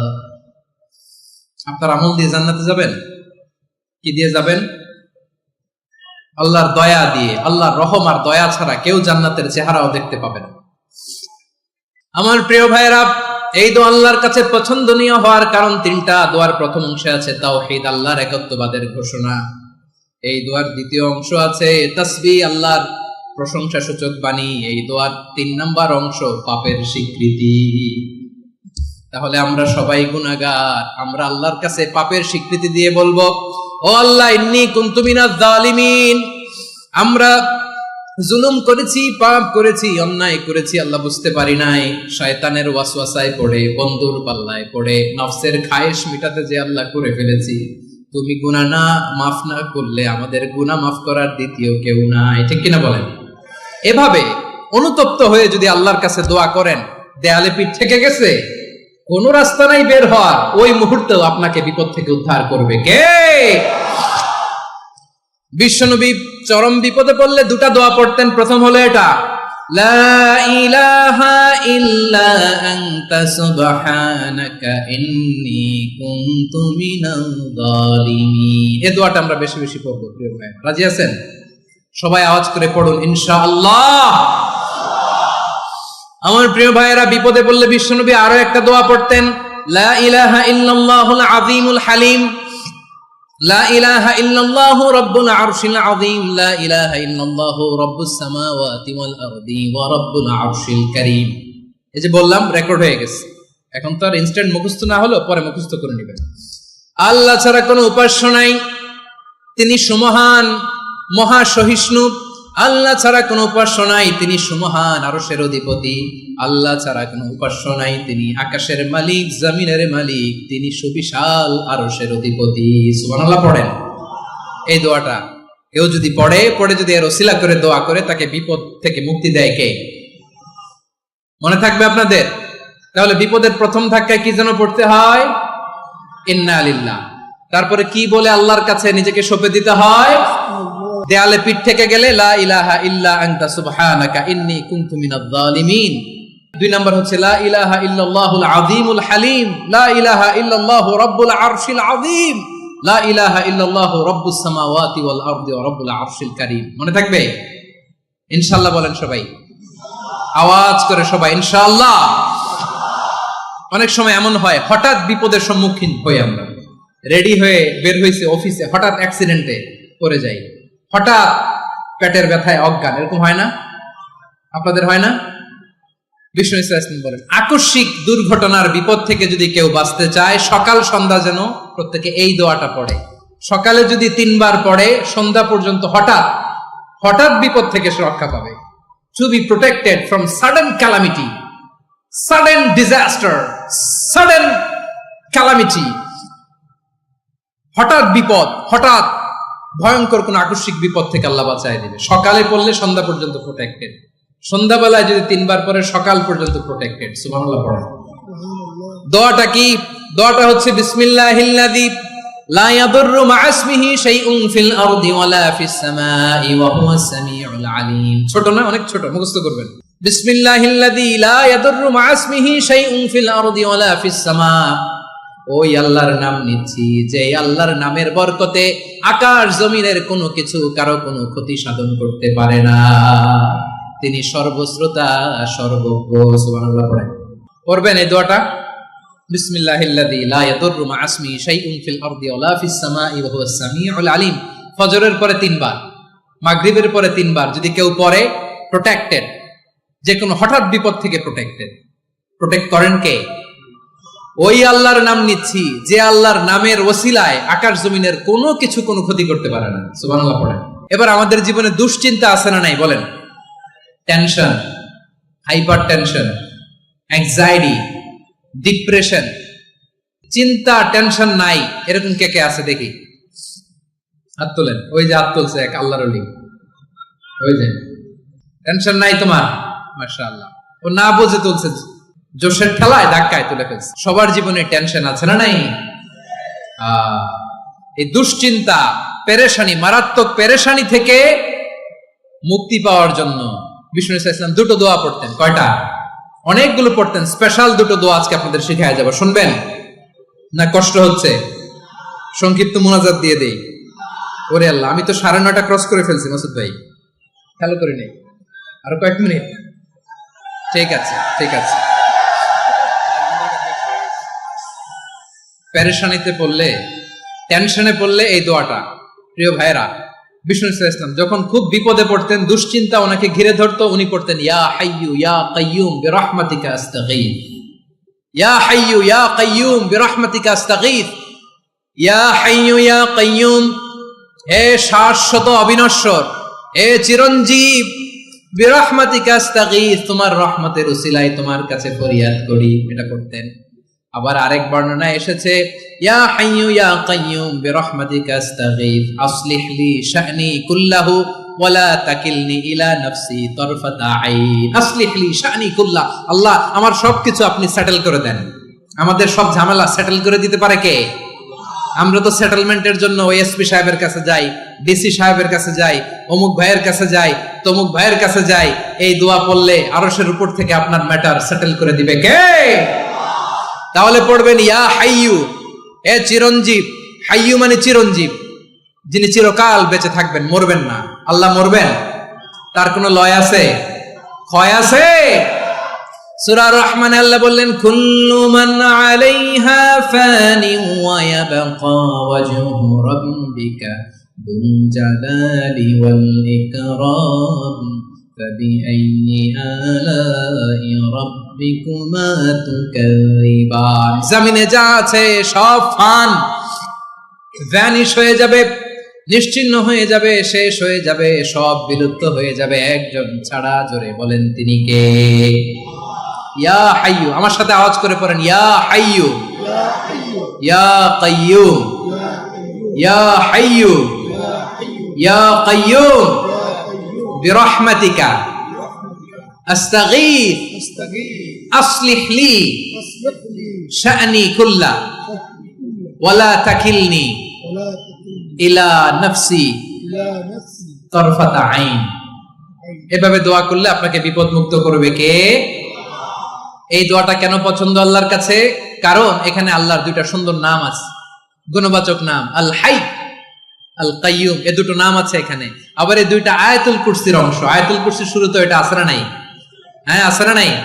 3 নাম্বার কারণ, এটা ইসমে আজম। কোন দোয়াটা ইসমে আজম? যে দোয়া ওসিলায় দোয়া করলে আল্লাহ দোয়া ফেরায় না। অনেকগুলো মত আছে, সবচেয়ে ভ্যালিড মত হচ্ছে এটা, ইয়া হাইয়ু ইয়া কাইয়ুম, এর ওসিলা দিয়ে দোয়া করলে দোয়া কবুল করে কে? 2 নম্বরে বিশ্বনবী মারাত্মক বিপদে পড়লে আরেকটা দোয়া পড়তেন, আল্লাহুম্মা ইন্নী আবদুক। আগে দোয়াটা পড়ি, শুনেন। আল্লাহুম্মা ইন্নী আবদুক ওয়া ইবনু আবদিক ওয়া ইবনু আমাতিক নাসিয়াতি বিয়াদিক মাদিন ফিয়া হুকমুক আদলুন ফিয়া কাদাউক আসআলুকা বিকুল্লি ইসমিন হুয়া লাক সাম্মাইতা বিহি নাফসাক আও আনসালতাহু ফি কিতাবিক আও আল্লামতাহু আহাদাম মিন খালকিক আও ইস্তা'সারতা বিহি ফি ইলমিল গায়বি ইনদাক আন তাজআলাল কুরআনা রাবিআ কলবি ওয়া নূরা সাদরি ওয়া জালাআ হুজনি ওয়া যাহাবা হাম্মি। সুবহানাল্লাহ পড়েন। বিষ্ণু বলতেন, আল্লাহুম্মা ইন্নী আবদুক, ও আল্লাহ আমি আপনার গোলাম, ওয়া ইবনু আবদিক, গোলামের ঘরের গোলাম, ওয়া ইবনু আমাতিক, বাদীর ঘরের গোলাম। মানে আল্লাহ আমি আপনার গোলাম, আমার বাবা আব্দুল্লাহ ছিল আপনার গোলাম, আমার মা আমিনা ছিল আপনার বাদী। মানে আমরা গোলাম বংশের, সব গোলাম। নিজেরে এর চেয়ে আর ছোট করে আল্লাহর কাছে উপস্থাপন করা যায় আমার ভাইরা? কথা কি বুঝতেছেন? নিজেকে এর চাইতে ছোট, নগণ্য আর তুচ্ছ করে আল্লাহর সাথে প্রেজেন্ট করা যায়?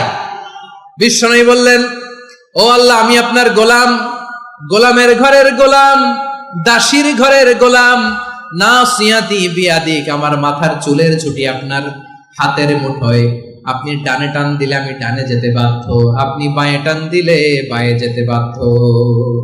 সুবহানাল্লাহ বলেন। বিষ্ণু বললেন, আল্লাহ আমার মাথার চুলের ঝুঁটি আপনার হাতের মুঠোয়। আচ্ছা, এইভাবে কাকে ধরা হয়? যে খুব ছোট, ঠিক কিনা? নিজেকে কত ছোট করলেন বিশ্বনবী। ও আল্লাহ আমার মাথার চুলের ঝুঁটি আপনার হাতের মুঠোয়, আপনি ডানে টানলে আমি ডানে যাব, বাঁয়ে টানলে বাঁয়ে যাব। আল্লাহ আসআলুকা বিকুল্লি ইসমিন হুয়া লাক নাসিয়াতি বিয়াদিক মাদিন ফিয়া হুকমুক, আপনার নির্দেশ আমার উপর কার্যকর হবেই হবে। আদলুন ফিয়া কাদাউক, আপনার ফয়সালা, যেই ফয়সালাই আপনি আমার জন্য করেন এটাই ইনসাফ। সুবহানাল্লাহ বলেন। আমরা আল্লাহর ফয়সালায় সন্তুষ্ট হতে চাই না। কত কমপ্লেইন, আল্লাহ তুমি এটা দিলা না, ওইটা পাইলাম না, ওইটা হইল না রে, এরকম অভিযোগ, কমপ্লেইন আমাদের আছে না নাই? আর বিশ্বনবী বলতেন, আদলুন ফিয়া কাদাউক, আল্লাহ আমার জন্য তোমার যেটা ফয়সালা এটাই সবচেয়ে শ্রেষ্ঠ ইনসাফ, এর চেয়ে ইনসাফ আর হতে পারে? এভাবে কায়মান বাক্যে আল্লাহর কাছে বিশ্বনবী দোয়া করতেন।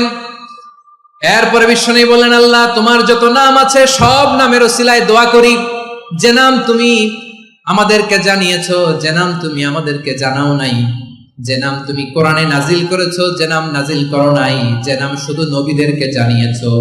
আর আল্লাহর এমন কিছু চমৎকার চমৎকার সুন্দর সুন্দর নাম আছে, এই নামগুলো রব্বুল আলামিন কাউকে জানাবে না। সুবহানাল্লাহ বলেন।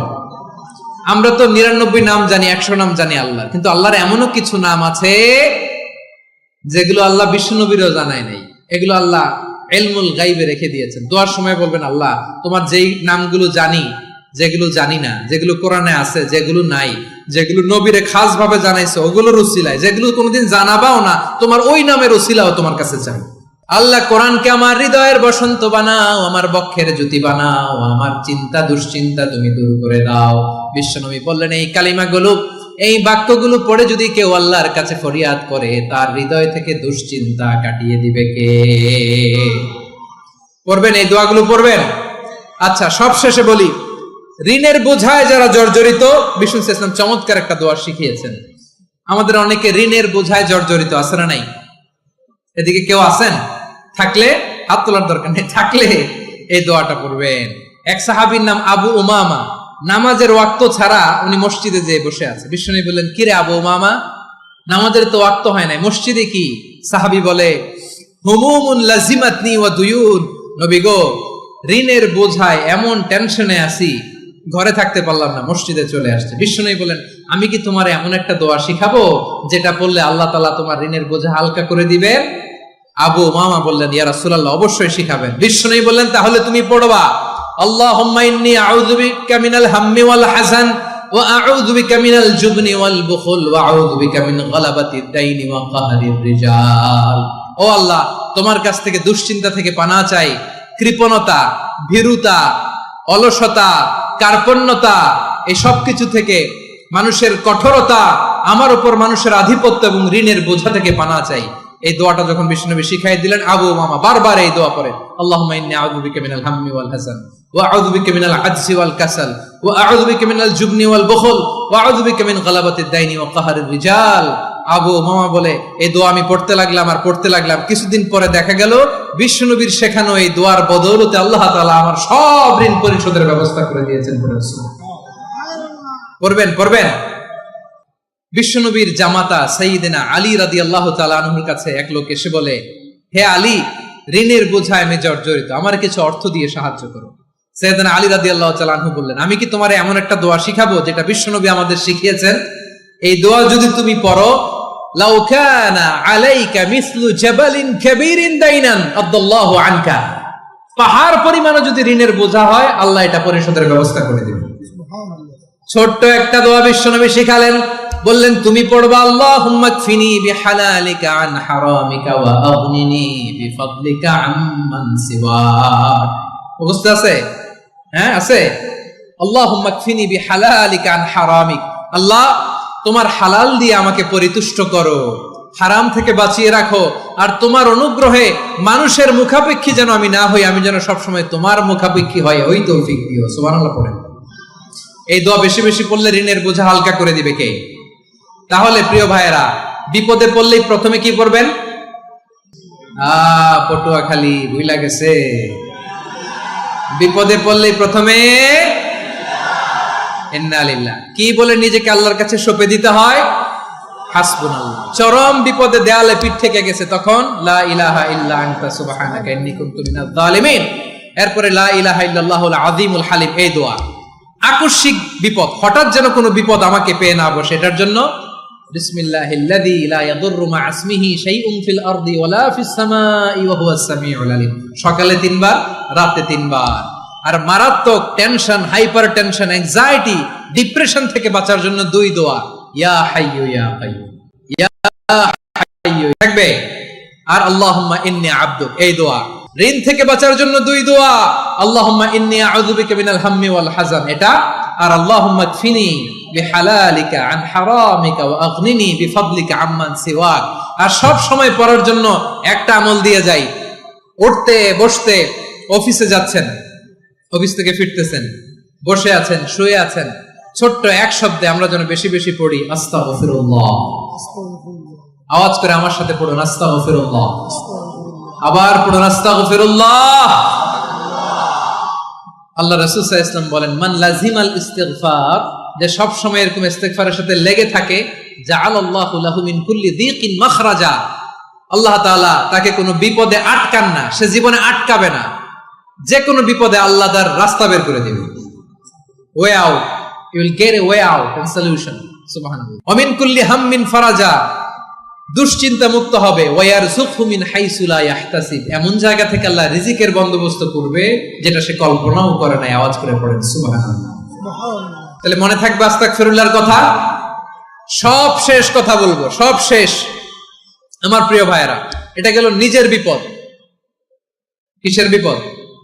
নিজে যদি বিপদে পড়েন। অন্যের বিপদ যদি দেখেন, এটার জন্য একটা দোয়া আছে। অনেক সময় আমরা দেখি হাসপাতালে ক্যান্সারের 3rd স্টেজে চলে গেছে, লোকটা হ্যাংলা হয়ে, চিকন হয়ে, হায়রে কি কষ্ট পায়, দেখি না? বিষ্ণু বলে, একটা দোয়া যদি কেউ অন্যের কোনো বিপদ দেখে পড়ে, ওই বিপদ তার জীবনে কখনো আসবে না। শোনার আগ্রহ আছে?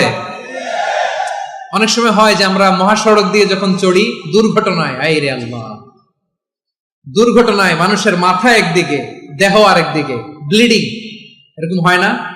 আল্লাহ তুমি হেফাজত করো। বিশ্বনবী বলেন, এই দুর্ঘটনা দেখে কেউ যদি এই দোয়াটা পড়ে, তার জীবনে সে কোনোদিন এরকম অ্যাক্সিডেন্টের সম্মুখীন হবে না। শুনবেন, বিশ্বনবী বলেন, অন্যের বিপদ দেখে কেউ যদি পড়ে, আলহামদুলিল্লাহিল্লাযী আফানি মিম্মা বতালাকা বিহি ওয়া ফাদ্দালানি আলা কাসীরিন মিম্মান খালাকা তাফদীলা, মানে প্রশংসা সে আল্লাহর, যে আল্লাহ তাআলা তোমাকে যেই জিনিস দিয়ে পরীক্ষা করেছে, আমাকে ওইটা থেকে বাঁচিয়ে দিয়েছে। তোমাকে আল্লাহ যেই বিপদে ফেলেছে, আমাকে ওই বিপদ থেকে তিনি মুক্ত রেখেছে, আর তার অনেক সৃষ্টির উপর আমাকে তিনি প্রাধান্য দিয়েছে। সুবহানাল্লাহ পড়েন।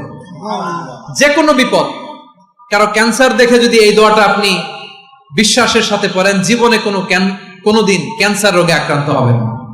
দুর্ঘটনা দেখে যদি পড়েন, ওই দুর্ঘটনা আপনাকে স্পর্শ করবে না। যে কোনো কারো বিপদ দেখে যদি কোনো বিশ্বাসী বান্দা এই দোয়া পড়ে, বিশ্বনবী বলেন লাম ইউসিবহু যালিকাল বালা, ওই বিপদ তাকে আর ধরবে না।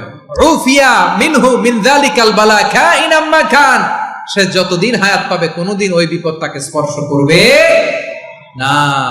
এই দোয়াটা পড়তে রাজি আছেন আমার প্রিয় ভাইরা? তাহলে পুরো আলোচনার সেন্ট্রাল থিম হচ্ছে আমাদের জীবনে বিপদ আসবে, কষ্ট আসবে, দুঃখ আসবে, কিন্তু বিপদে আপদে আমরা হাল ছেড়ে দিব না, হতাশ হব না। মুমিন হতাশ হয় না, নিরাশ হয় না, হাল ছেড়ে দেয় না। মুমিন ভরসা রাখে একজনের উপর। আওয়াজ করে বলুন, যিনি কে? বিপদে পড়লে আমাদেরকে উদ্ধার করে কে? আবার আমাদেরকে যদি কোনো নেয়ামত আল্লাহ দিতে চান, ওইটা কেড়ে নেওয়ার ক্ষমতা কারো আছে? তাহলে আমরা কানেক্টিভিটি বাড়াবো কার সাথে? আমাদের প্রার্থনার ফরিয়াদের হাত তুলবো কার কাছে? রাজি আছেন পটুয়াখালীর ভাইয়েরা? মনে থাকবে কথাগুলো? আল্লাহ তাআলা আমাদের সবাইকে কথাগুলো বোঝার ও আমল করার তৌফিক দান করুন।